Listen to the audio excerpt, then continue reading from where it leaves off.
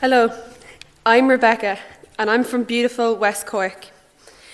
I was raised in a loving Catholic family with my parents and my 4 older brothers.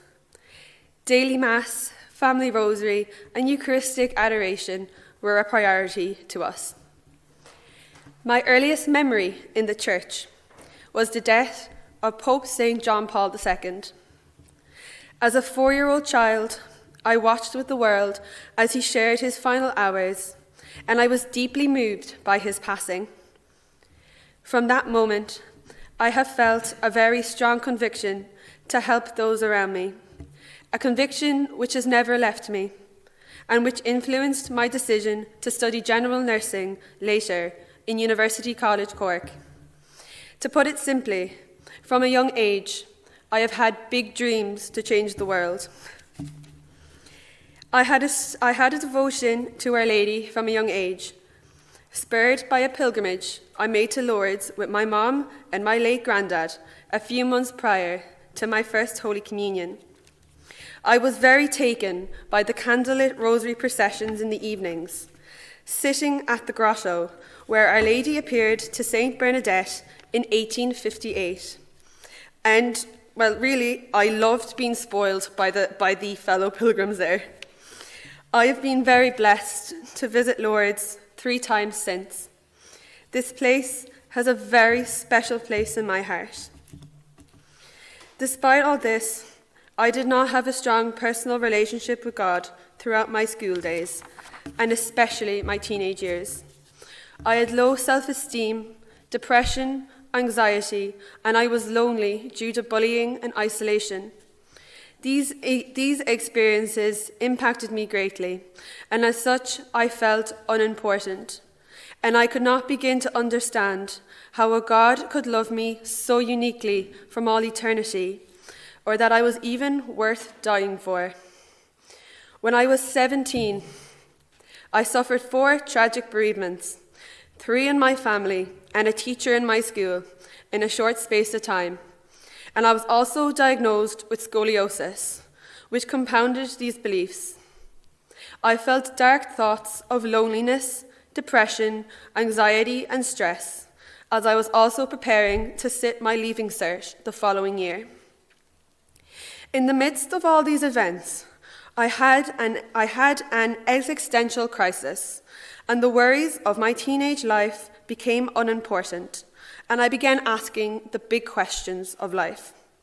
For example, why do bad things happen to good people? What is the meaning of life? And where could God be in all these difficulties?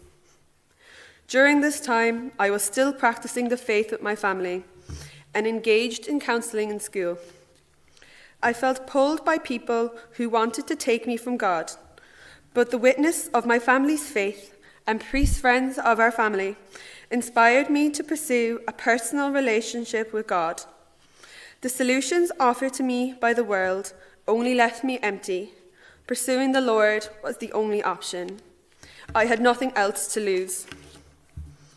The following year, in 2019, on Divine Mercy Sunday, I made a good confession after making the decision to make a better examination of conscience. The kindness and mercy the priest showed me was a consolation and an encouragement after being so honest with my sin. I left with a feeling of peace, joy, and love. All in all, I felt a lot lighter. That summer, I went to New York City with my parents and my older brother, and one day we went to adoration in St. Patrick's Cathedral and visited the tomb of Venerable Archbishop Fulton Sheen, an inspirational figure in my life, only a few short days before his remains were transferred to his home diocese in Peoria, Illinois. Here I felt an immense peace and love in the midst of the chaotic city. I was slowly beginning to recognize the truth that I am loved and lovable, and becoming more receptive to God and his grace. Later that summer, I attended a summer camp here in Glencumara House, run by the Institute of Christ the King, Sovereign Priest, which changed my life forever. The Latin Mass was offered, and I never witnessed such beautiful liturgies, and the authentic Catholic atmosphere was life-changing. Here it was proposed to us that we could become saints through God's grace, which was such a radical idea to me at the time. From this camp, my strong devotion to Saint Therese of Lisieux began. She is a saint who I've been able to relate to in so many ways, and who has looked after me, as in her own words, as a sister and friend. When I returned home, I noticed in my room all the prayer cards and pamphlets of her that I had stuffed away over the years. For sure, seeds had been planted along the way. She has become my best friend in heaven. I continued this searching for God when I started college, and I got involved in the Catholic Society run by the chaplaincy in UCC. Except we didn't really refer to it as Catholic Society. We actually called it Catstock, and it had nothing to do with cats and dogs. I also was involved in other youth groups in Cork, including U2000, Coram Domino, and the Guides and Scouts of Europe, Ireland, while also regularly attending Mass and other events in the Irish Dominicans Church in Cork City, in the UCC Honan Chapel, and also the Latin Mass, making new friends and growing in my prayer life. This gave me the fortitude and the courage to follow God despite the many challenges both college life and the complexities my studies brought, especially during COVID-19. Deep down, I knew God was always near and that He was in control of every situation. My image of God has grown to be a God who is inherently involved in my life, who loves me deeply, and as such works all things for my good. I began to understand I am a work in progress, and I am loved and lovable. When I became a staff nurse, I lost many of the supports I had during college, which I found very hard and isolating. Work was overwhelming, and at the same time, I became very sick. My bloods were off, and eating food was a battle. I underwent several tests and procedures. This experience forced me, in a sense, to reevaluate my priorities, and at the start of the summer last year, I made the decision to leave my job and to focus on my recovery and recuperation, while also getting to do a little bit of travelling. I prayed every day to Our Lady of Sorrows to help get to the bottom of what was going on.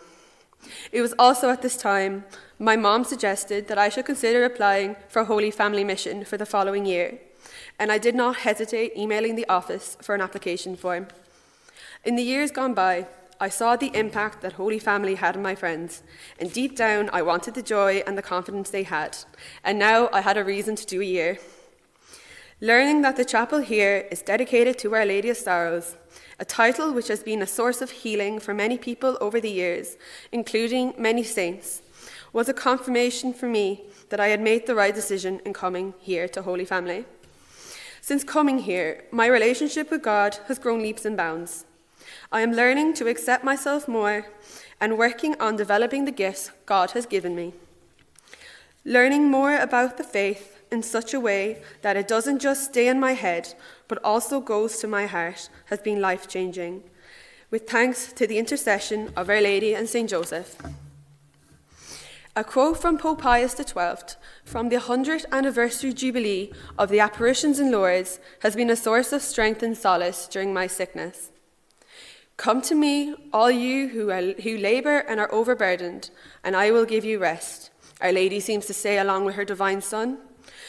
Go to her, you who are crushed by material misery, defenceless against the hardships of life and the indifference of men. Go to her, beloved invalids and infirm, you who are sincerely welcomed and honoured at Lourdes as the suffering members of our Lord.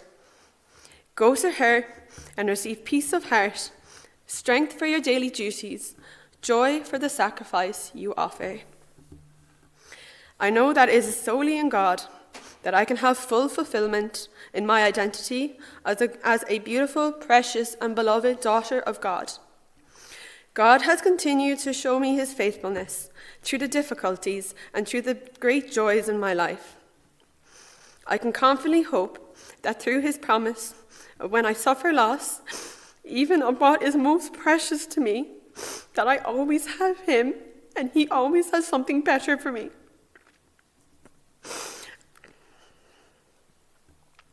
I would like to express my appreciation and my gratitude to both the spiritual and financial benefactors of Holy Family Mission, without which none of this would have been possible.